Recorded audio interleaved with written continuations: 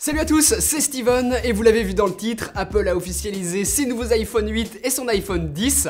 On va voir toutes les nouveautés, on va voir ce qui change et je vais vous donner mon avis là-dessus. Donc dans un premier temps, on a droit à des iPhone 8 et 8 Plus qui succèdent logiquement aux iPhone 7 et 7 Plus. On reste sur les mêmes bases, ça ressemble énormément à ce que l'on connaît déjà sur l'iPhone 7 et qu'on connaissait sur l'iPhone 6S et encore avant sur l'iPhone 6. On a toujours ces énormes bordures en haut et en bas sur la face avant, les tailles d'écran restent les mêmes, 4,7 pouces et 5,5 pour le plus grand des deux. La définition ne change pas non plus et enfin c'est toujours un écran LED. Apple est l'un des tout derniers à proposer encore des écrans LED sur des smartphones aussi haut de gamme et même si on sera tous d'accord c'est un écran magnifique qui est vraiment bien calibré, on pouvait quand même en attendre un petit peu mieux pour cette évolution. Le seul ajout sur cet écran par rapport à ce que l'on avait déjà l'année dernière sur l'écran de l'iPhone 7, c'est la technologie True Tone, qui existe déjà sur iPad et qui permet d'ajuster la couleur de l'écran en fonction de la lumière ambiante dans la pièce dans laquelle on se trouve, pour améliorer notre confort de lecture.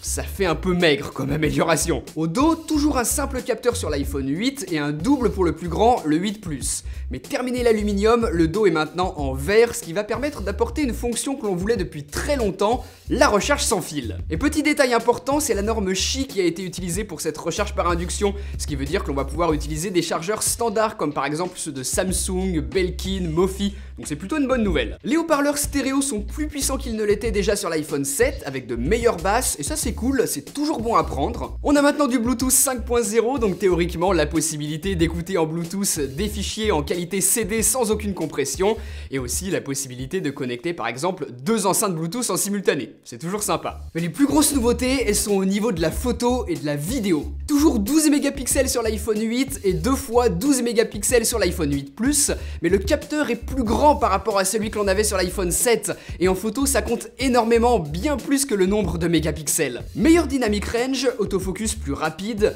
meilleur traitement du bruit sur les photos en basse lumière, c'est des améliorations qui comptent, sachant qu'en plus de ça, l'iPhone 8 Plus gagne un tout nouveau mode portrait lightning grâce à son double capteur. Il sera possible d'adapter le mode portrait et son flou d'arrière-plan en fonction des différentes conditions de luminosité. Ça a l'air très intéressant et il faudra tester tout ça en conditions réelles pour voir vraiment ce que ça vaut. En vidéo, grosse amélioration également puisque ce sera le premier smartphone à proposer de la 4K à 60 images par seconde et surtout avec une stabilisation optique. Déjà que pour moi, l'iPhone 7 était le meilleur smartphone pour faire de la vidéo parce que c'est tout simplement le seul à stabiliser correctement de la 4K, l'iPhone 8, sur le papier en tout cas, promet d'être excellent à ce niveau. Surtout qu'en plus de ça, le mode slow motion gagne du 240 images par seconde, en Full HD évidemment, mais ce qui est normal. Donc voilà, super intéressant et j'ai vraiment hâte de voir ce que ça vaut en conditions réelles. Ces améliorations des capteurs photo, ajoutées au nouveau processeur A11 avec ses 6 cœurs et une nouvelle puce graphique, font que l'iPhone 8 est clairement pensé pour la réalité augmentée. On a eu pas mal de démos là-dessus pendant la conférence et ça avait l'air plutôt impressionnant. Et finalement, ça pourrait peut-être être bien ça la grosse nouveauté des iPhones. La réalité augmentée, Apple mise énormément là-dessus et ce sera très intéressant de voir l'évolution que ça va avoir une fois que ce sera encore plus développé que ce que ça l'est aujourd'hui, parce que là on en est au tout début. 3 couleurs sont disponibles pour ces iPhone 8 et 8 Plus. Argent, noir et or, qui est un tout petit peu différent de la couleur or de l'iPhone 7. Il sera disponible le 22 septembre pour des prix qui restent dans la logique de ce que Apple a l'habitude de faire. 809 € pour l'iPhone 8 et 919 € pour l'iPhone 8 Plus pour 64 Go de stockage et 979 € et 1089 € pour 256 Go. Donc cet iPhone 8 par rapport à l'iPhone 7 de l'année passée, c'est une bonne amélioration, une belle évolution, sauf au niveau de l'écran où là clairement moi et je pense que vous aussi on est déçus, on en attendait plus que ça, on sent qu'Apple peut faire mieux, on sent qu'ils en ont encore sous le coude et qu'ils en ont gardé pour la suite. Et la suite, c'est leur deuxième grosse annonce, l'iPhone 10. Voilà à quoi il ressemble et là clairement on sent l'évolution du design. On l'écrit iPhone X mais on dit iPhone 10, il fête les 10 ans depuis la sortie de l'iPhone et c'est une sorte d'iPhone 8 amélioré. Plus de boutons d'accueil, l'écran de 5,8 pouces occupe quasiment toute la surface du smartphone en laissant un tout petit espace sur le haut pour les différents capteurs et les contours ne sont plus en aluminium mais en acier. Là, on est sur un vrai design de 2017. C'est un écran OLED, donc enfin sur un iPhone, j'ai envie de dire. Ça fait des années que la concurrence fait ça, mais Apple s'y met enfin. Visiblement, ils ont jugé que c'était le bon moment. Donc ça va apporter de meilleurs contrastes, une luminosité différente de ce qu'on a l'habitude d'avoir avec les écrans LED, et il supporte le HDR Dolby Vision, donc en gros l'une des meilleures normes de HDR. La technologie True Tone dont je vous parlais tout à l'heure sur l'iPhone 8 est présente là aussi pour adapter les couleurs de l'écran à la lumière ambiante. On a une meilleure résolution pour atteindre 458 pixels par pouce. Ça c'est excellent et il faudra le voir en vrai pour mieux s'en rendre compte. Pour l'instant, le meilleur écran que j'ai vu sur un smartphone, c'est celui du Note 8 de Samsung. Donc là je suis très curieux de voir si Apple va arriver au même niveau, pourquoi pas le dépasser. En tout cas voilà, il y a de grosses promesses, de grosses attentes sur cet écran. Sur le papier il a l'air super. Il faudra voir tout ça. Grâce à cet écran bord à bord, on a un iPhone 10 à peine plus grand qu'un iPhone 8, mais avec une surface d'affichage beaucoup plus grande. Pourtant, en regardant les différents visuels, j'ai pas vraiment l'impression qu'Apple en tire vraiment parti. J'ai comme l'impression qu'il profite d'un écran plus grand pour afficher les choses en plus gros et ne pas afficher plus de choses que ce que l'on aurait sur un écran plus petit. C'est juste une impression là comme ça, mais ça me donne un mauvais pressentiment. J'ai l'impression qu'Apple fait une très bizarre utilisation de tout cet espace. Pour faire de la place à cet écran, le capteur d'empreinte digitale a disparu. Pour quitter une application, il suffira de glisser vers le haut avec le doigt. On descendra le centre des notifications en glissant depuis une extrémité, et pour déverrouiller, Apple fait confiance à la reconnaissance faciale. Ils ont appelé ça Face ID. Il suffira de regarder son iPhone pour qu'il puisse être déverrouillé. C'est pas la reconnaissance faciale dont on a l'habitude sur les smartphones Android depuis des années et qui est absolument pas fiable.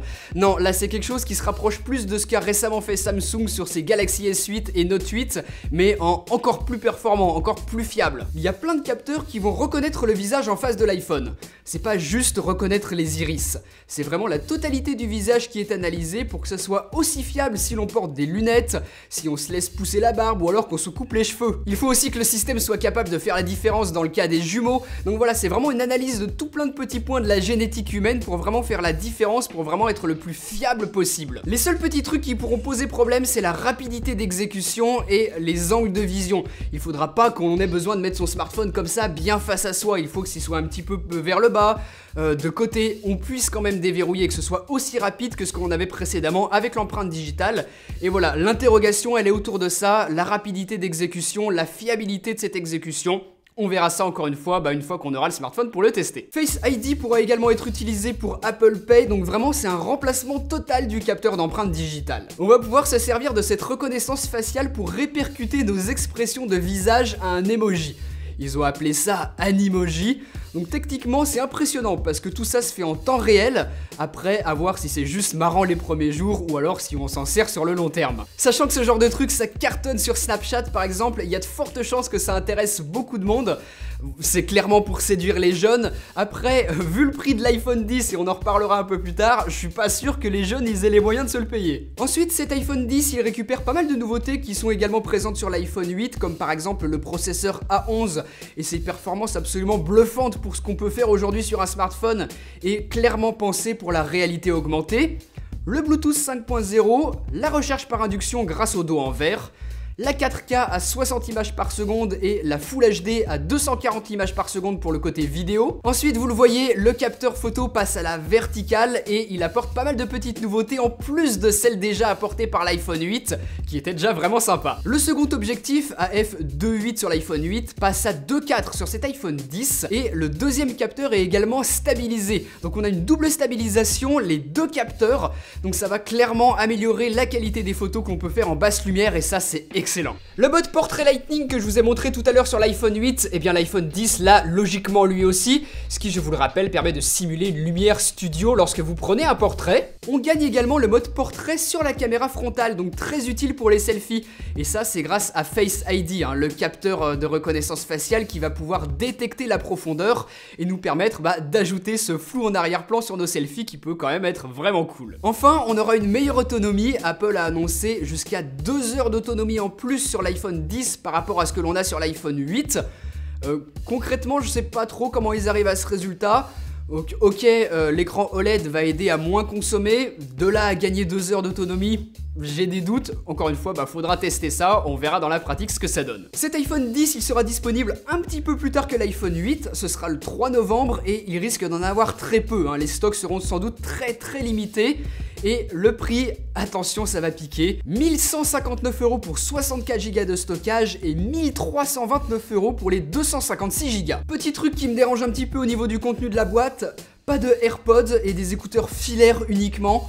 C'est un petit peu contradictoire par rapport au gros discours de l'iPhone X qui se veut le téléphone du futur en prônant absolument le tout sans fil. Voilà, Apple fait encore le radin sur les accessoires. Donc cet iPhone 10, c'est absolument tout ce qu'on attendait. Sur le papier en tout cas, c'est un sans faute. De toute façon, il n'y a plus vraiment de grosses révolutions possibles dans le monde du smartphone. Et tant qu'on n'aura pas inventé la batterie qui tient une éternité et qui est capable de se recharger toute seule, les possibilités d'évolution seront assez faibles. Et là, je pense qu'Apple a fait ce qu'il fallait. Je vous laisse me dire ce que vous avez pensé de ces nouveaux iPhones juste en dessous dans les commentaires. Et puis nous, on se retrouve très bientôt pour une prochaine vidéo. Allez, salut!